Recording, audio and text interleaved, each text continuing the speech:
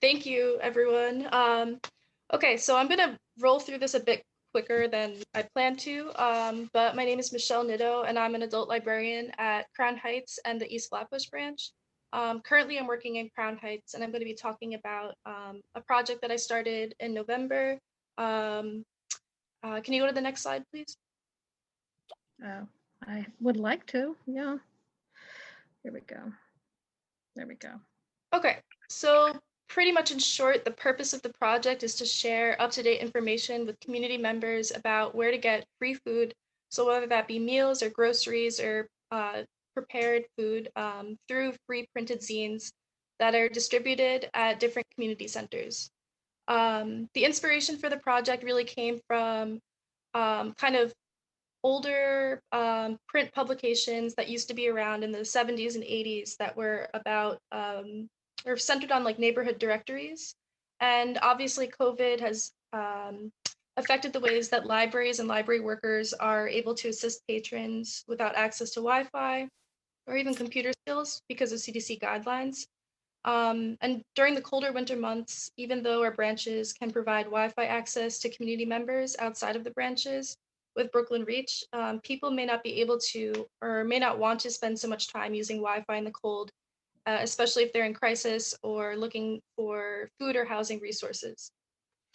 Um, we also, unfortunately, live in a society where there's mass wealth inequality, and people are often shamed for even looking for assistance. And throughout the COVID-19 crisis, we've all witnessed the ways that both secular and non-secular organizations have really stepped up to the plate to assist um, community members who are struggling during, a time of massive unemployment. And this project really seeks to highlight who is doing that work and where, and kind of directly put the information into people's hands instead of, online. Next slide, please. So these are just some pretty staggering and upsetting figures about food insecurity in the United States, particularly during the COVID-19 crisis. So according to Feeding America, 54 million people living in the United States may become food insecure. I think that figure was for last year, but the amount of people, as we see in the figures on the screen, 1 in 5 families have children who are food insecure, um, and COVID-19 has kind of complicated the ways that that food can be distributed because of school closures and things like that. Um, so, and also according to Food Bank for New York City, 75% of food pantries saw an increase in people, and a lot of those people have never been to those pantries before. And with all the figures that I just shared, I personally know that simply printing out a directory or schedule of resources of where to get food isn't going to solve such a large systemic problem. Um, and also, just as online resources have their own flaws and shortcomings, so do print resources. But however, like my own personal belief is that if alerting one community member to a pantry or soup kitchen makes that person find a meal that day, instead of struggling, trying to ask for money or struggling to get Wi-Fi to look for where the nearest pantry is, then the purpose of the project has been fulfilled. So next slide, please. Um, so in brief, a zine is pretty much a self-published work that's reproducible at a low cost through a photocopy machine. They kind of originated with like science fiction literature in the 1950s, and they're still being made and shared today. Um, Zines are typically associated with various subcultures and oftentimes enable communities to document artist movements, personal feelings, or community resources. The image on the right is just like a box of zines. So they often are printed at a low number and at a low cost. So it's a super accessible way of sharing art or your own writing or things like that. Um, Next slide, please. Um, so why use zines for this project? Like I said, cost is kind of key because with this project, I was really trying to make it as widely reachable as possible throughout different Brooklyn neighborhoods, which I'll get into later in the presentation. Um, but so yeah, so zines are reproducible at a low cost and can be made with the library's existing resources. So pretty much all that I've needed to make the zine is some black paper, 11 by 8, sheet of paper, scissors, glue, an ink, and a stapler. Um, Also, like most importantly, is that they're easily to distribute while sticking to the CDC's COVID-19 guidelines. And as the project moves forward and time passes by, zines are fairly easy to update as information changes. Next slide, please. Um, Another central characteristics of zines is they kind of democratize access to information. So this is from a New York Times article. Swipe through activist guides are the new zines, where someone says that not everyone's on Instagram. There are a lot of people who need resources and they're not following us. They're not in that ecosystem, and thinking about that resource accessibility in that way too is really interesting. So for folks that are on Instagram, something that's been really popular throughout this COVID-19 crisis is these really pretty infographics that are easy to swipe through and kind of point you to where to donate money or where, if you need help, who you could contact. They're a very direct way of reaching people. However, um, not everyone's on Instagram, and not everyone maybe has the same politics and follows kind of leftist pages that um, are doing mutual aid work. Next slide, please. So how did I get started with the project? I pretty much got started because I was really looking for something to do at the branch, and I knew, again, the figures of food insecurity were really staggering in New York and globally. And I was just kind of like, why not try and compile a neighborhood guide for Crown Heights where I work? And I started calling a bunch of pantries, just double checking with them that the hours and the days of operation were up to date. And I found that about half of them weren't up to date. So I started just making a really extensive spreadsheet, which is on the next slide, please. So this is just a snapshot into the spreadsheet where I began to compile a bunch of information about Crown Heights organizations. Um, so this ranges from community fridges to mutual aid groups and food pantries. And I basically wanted to focus on making sure that the hours and the days of when people could get assistance were up to date. And that led to me making a lot of really fast, short phone calls with people. Oftentimes, um, these food pantries were hard to reach, so it made me wonder whether or not it was more important to compile as much information as possible, or just kind of make sure that everything was verified and accurate for the month of publication. Next slide, please. So these are some questions that shape the politics of the project. I'll just read them out loud really quick. Um, who is left out when information about food assistance or access is solely shared online? Where do community members share information with one another about resources outside of libraries? Which I think is kind of the most interesting question to be asking ourselves right now, since our community members can't really hang out inside of the libraries anymore. And the third question is, how can we share information with patrons outside of lobby service spaces or Zoom meetings? I think that online programming is great and very important, but I think that we need to acknowledge that it doesn't reach everyone, and it particularly doesn't reach people who are in crisis and struggling and don't have access to housing, food, or Wi-Fi, which unfortunately is a lot of people, especially in Brooklyn. Next slide, please. Um, So this is just a quick quote from a book that I'm reading about information activism that kind of directly ties into the politics of the project. Um, so I'll just read this really quick.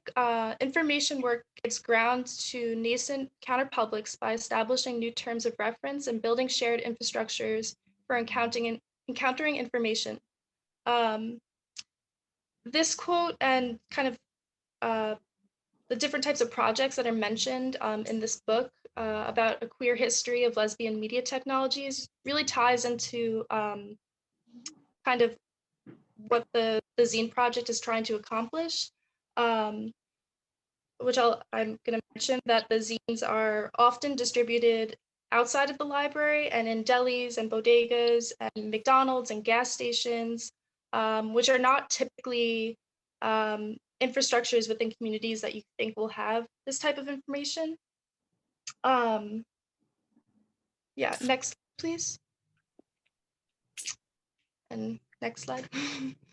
um, so this is an image from one of the first places I started distributing the zine in Crown Heights, which is a laundromat that's pretty popular on Nostrand Avenue.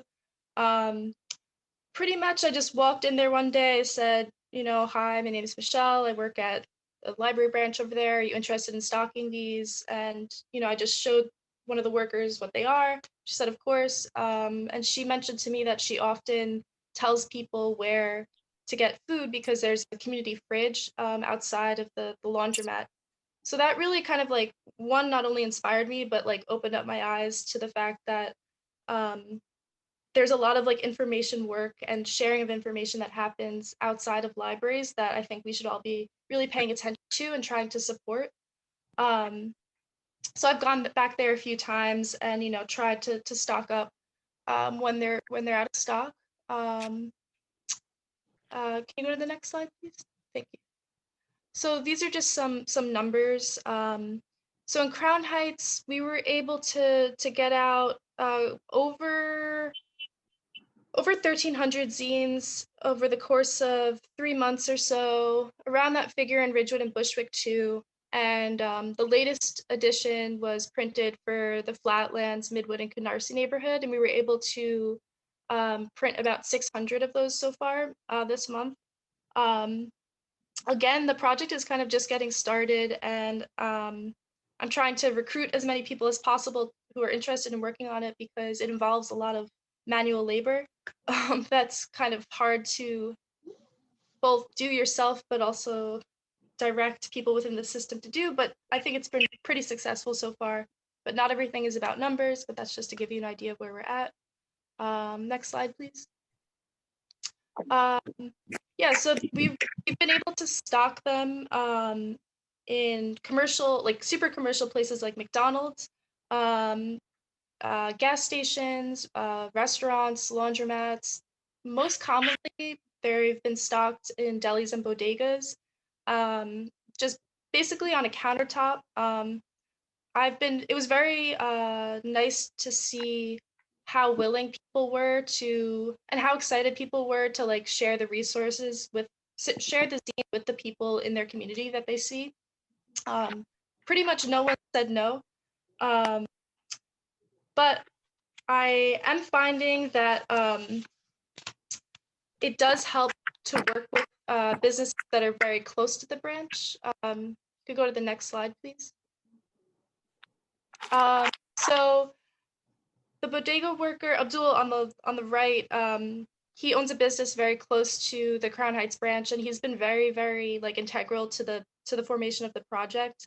He's been very supportive, and also we communicate about the stock, like restocking the zines pretty much every other day, and he through like doing outreach at delis, specifically at Abdul's Deli, like I've found that um Abdul has not only like pushed the zine out to the community really hard, but he's also been communicating with our community members about where the library is at and what type of services they offer. And he's also like alerted everyone that I'm the adult librarian there, which is really sweet. um, can you go to the next slide, please? This is just a picture of them laid out at a gas station.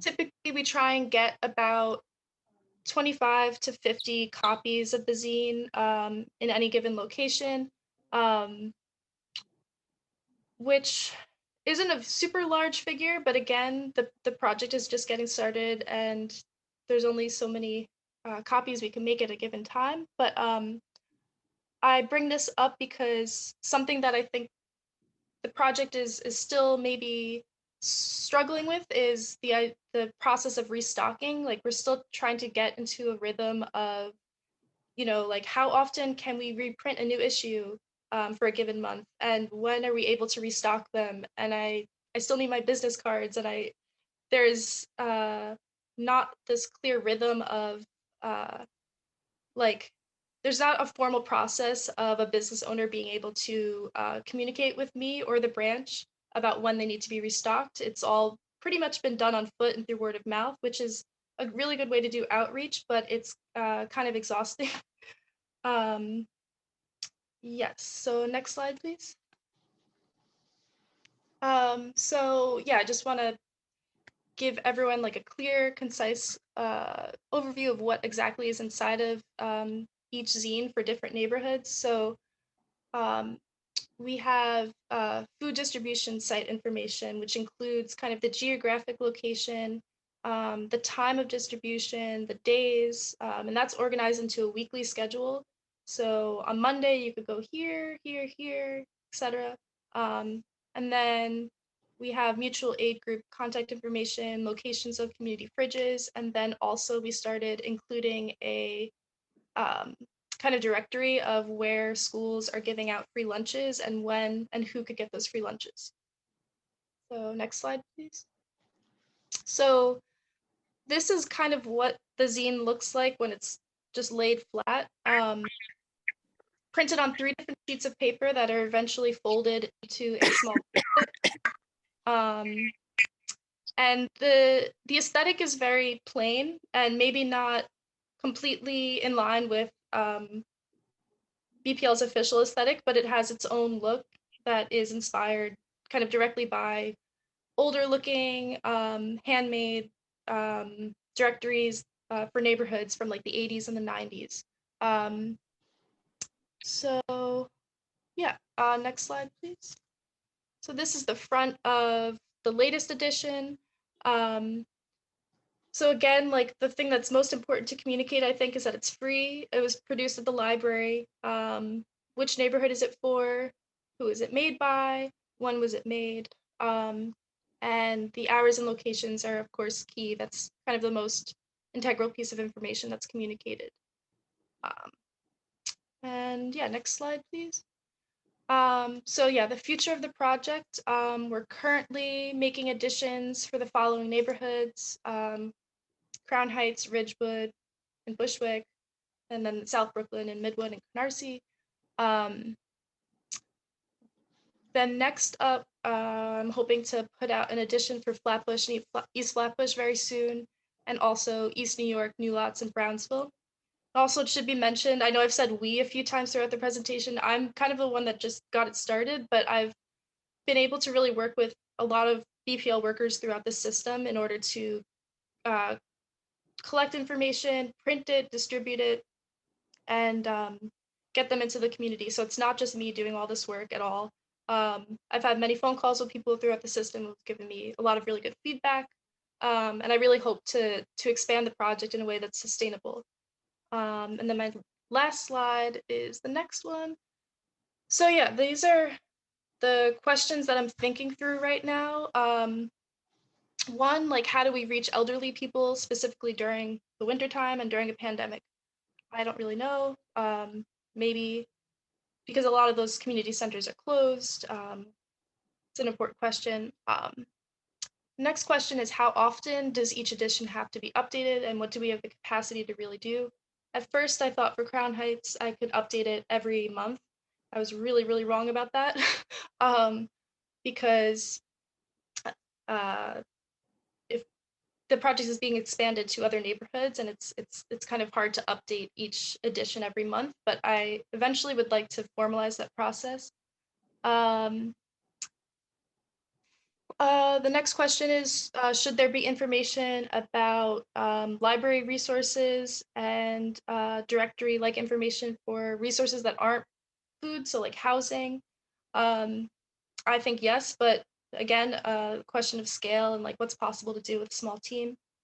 And the last question is how to formalize the restocking process. I think that's my last slide. Yeah. So yeah, thank you for listening, and I'm really, really sorry about the technical issues in the beginning. So thank you for your patience, and if you would like to help out or start, working with the team about this project, just shoot me an email. The more, the merrier, really. And yeah, I really look forward to everyone's questions or feedback. Thank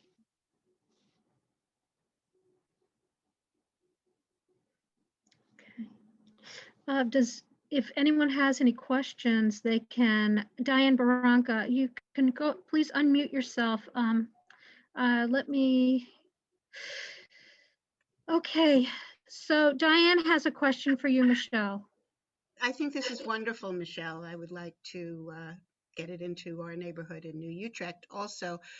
Have you found that since you started this, have the pantries become overwhelmed with your responses to your zines? I have not, that was a question that I also had. I have not gotten that feedback yet. I think that the pantries have been overwhelmed with the amount of people that need food since the beginning of the pandemic. So I didn't really think of the project as like having that type of negative effect because all this information is really online and we're just kind of trying to like liberate it. Um, but it's an important question. I haven't heard that, but Well, not that you should stop doing it because of it, but do they need more help because you're giving them more business? That's basically the question. I mean, that would be a good thing, right? Yeah. But yeah, I'll write down your name, or you could email me. Okay, I will. Okay.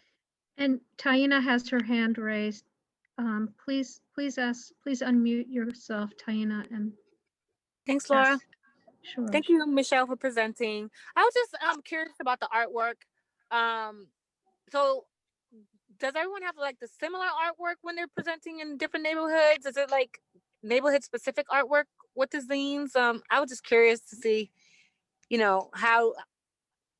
how it's differentiated within neighborhoods as you circulate them, or is it branded like a BPL zine kind of thing so that they can tie it back to the library?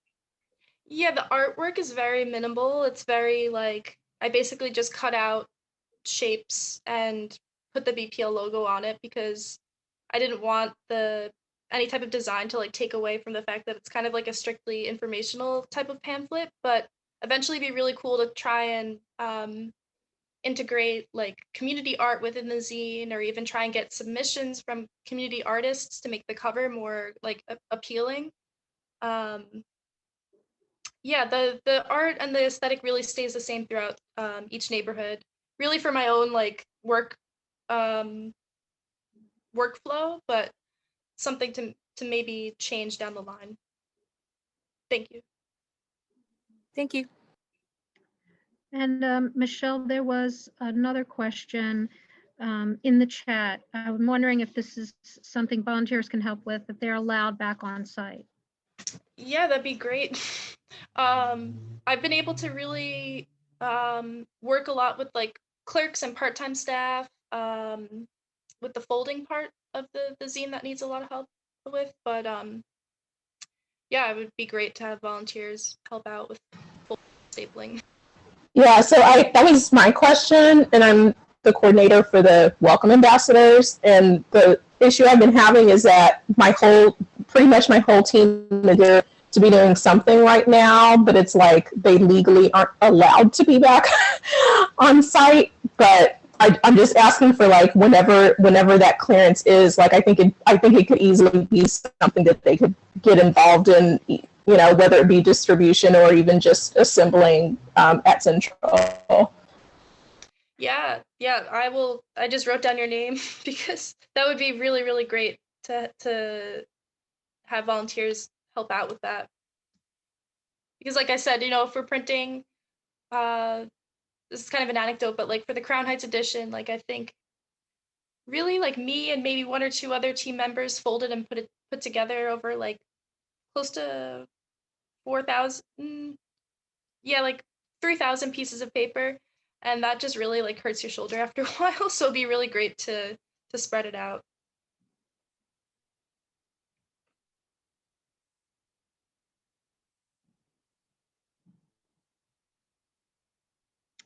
Any other questions? Does anyone have any other questions? And Michelle, did you, earlier in your presentation, you talked about the style of the zine. Did you design that? I mean, who actually did the graphic layout? You did. Yeah. Mhm. I actually have a question.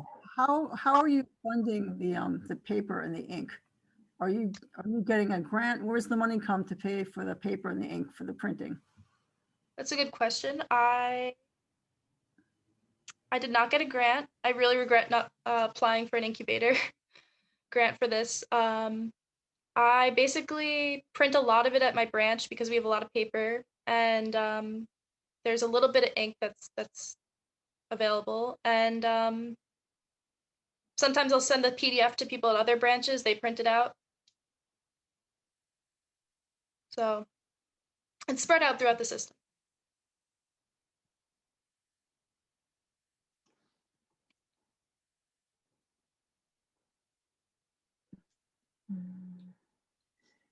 Oh, are we all back in the one room? Or? Actually, the rooms will close in about 5 minutes. If there are no other questions. I think someone has their. Okay. I can, oh yes, Vivian Parham. Hi. Hello. Hi. I was just wondering, I think this is a wonderful idea. Thank you so much for this, Michelle. I was wondering about using these zines maybe for library resources, maybe, telling people about, because, you were mentioning the food banks, but maybe about, like I have friends who've been asking me about resume help and so things like that. But, have you thought about that, or is that something that we could use this for as well? Yeah, I personally, like, I think that this project is really just focusing on food banks right now, but I think that there are like so many different avenues we could go down. Um, I'm sure you all like got the main message of the presentation is that print is very useful, especially during a pandemic, to convey information to people. So I think that if we were to try and print something about even like what do we offer right now and why are our services changing on a daily basis, I think it'd be really useful. Thanks. Someone else has their hand raised. Christina? Yes. Hi, this is awesome, Michelle. This is so great. I wish the whole world had this right now. I popped in a little bit late. So to recap, you get all this information online, you double check that it's still current, and then you compile it together by neighborhood. How do Yeah. you determine which neighborhood is which? And that's a lot of information to get online. Just Yeah. hunting and pecking and finding it that way. I'm gonna be honest, I usually like, so what happens is I'll choose neighborhoods that are near each other and then write down all the zip codes and then look at the map, like the Get Food NYC map, and then just kind of look in that area. If something's not directly in a neighborhood, I'll still include it if it's close enough. And then people who are also working on the project just call and help me make sure that the hours are correct. That's so awesome. Yeah. Great. Mhm. Yeah, incubator would have been an ideal situation for this. I know. Yeah, that would have been nice. Thank you. Hmm.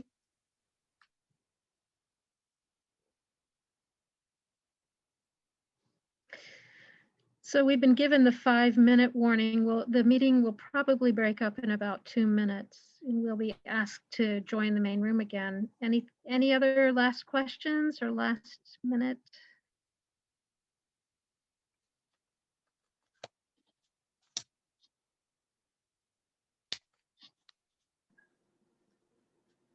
May I ask a question?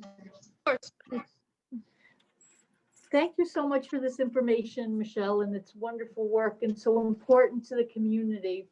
I was wondering if you had been in contact or worked perhaps with other community partners that might be able to help with the effort, whether it's been compiling information or cost for printing or distribution.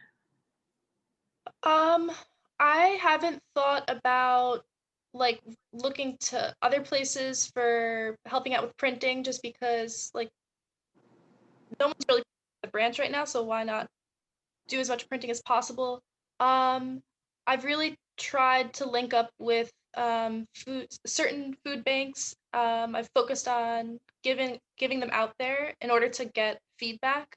I think that's another thing I'm struggling with is that there's not enough avenues to get direct feedback from people who are using the zine. I was able to speak with one uh, patron in Crown Heights who was in crisis and found the zine at a bodega, and it was just like, thank you. Oh, we have 1 minute yet left. Yeah, mainly I would like to work with community partners as a way to just get someone's feedback who has more experience with and more social work really. But Thank you. yep.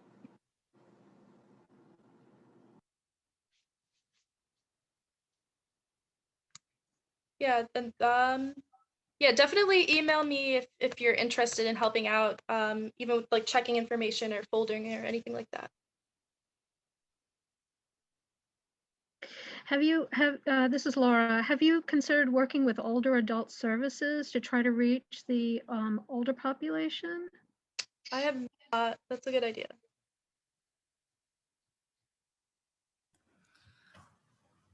And you may want to contact development. They may be able to write a grant to get you funding for your materials. Who was that you said, Tracy? Contact the development office. Okay.